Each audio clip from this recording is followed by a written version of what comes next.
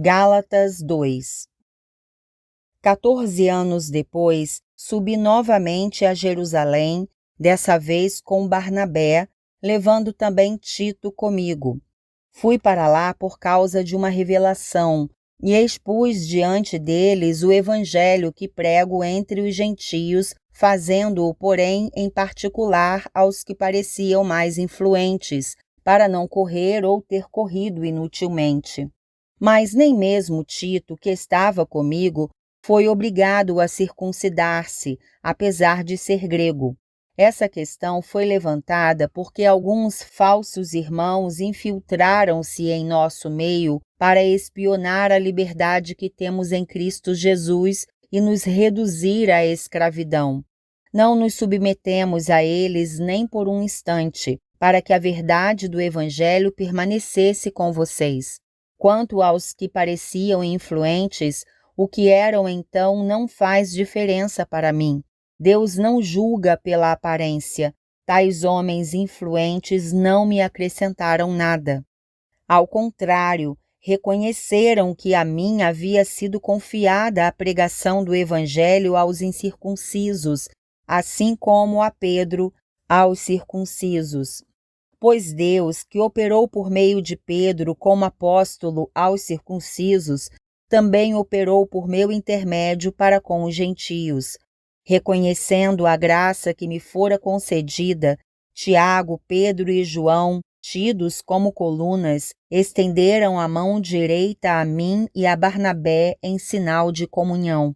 Eles concordaram em que devíamos nos dirigir aos gentios e eles aos circuncisos. Somente pediram que nos lembrássemos dos pobres, o que me esforcei para fazer.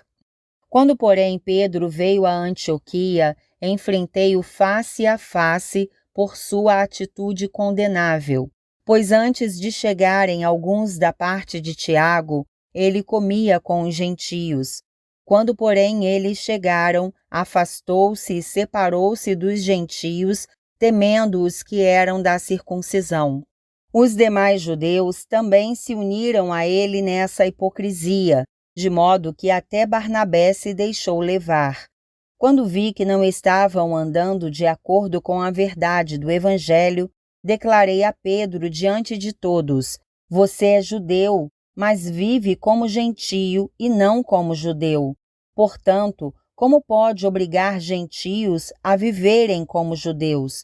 Nós, judeus de nascimento e não gentios pecadores, sabemos que ninguém é justificado pela prática da lei, mas mediante a fé em Jesus Cristo.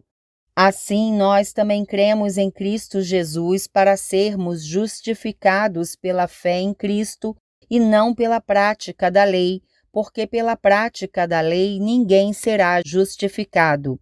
Se, porém, procurando ser justificados em Cristo, descobrimos que nós mesmos somos pecadores, será Cristo então ministro do pecado? De modo algum. Se reconstruo o que destruí, provo que sou agressor, pois por meio da lei eu morri para a lei, a fim de viver para Deus. Fui crucificado com Cristo, assim já não sou eu quem vive, mas Cristo vive em mim. A vida que agora vivo no corpo, vivo-a pela fé no Filho de Deus, que me amou e se entregou por mim. Não anulo a graça de Deus, pois se a justiça vem pela lei, Cristo morreu inutilmente.